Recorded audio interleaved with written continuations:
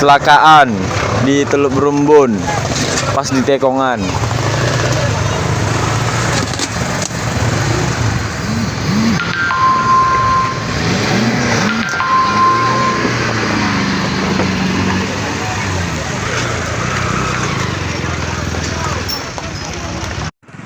Izin Komandan melaporkan situasi laka lantas di Teluk Berumbun saat ini. Korban jiwa tidak ada, namun kondisi mobil hanya menyisakan celah sempit hanya untuk mobil-mobil pribadi bisa masuk, mobil besar tidak bisa masuk. Mohon izin kiranya dapat dikoordinasikan dengan unit laka untuk bisa menggeser mobil truknya sedikit agar mobil-mobil besar bisa juga dibuka tutup.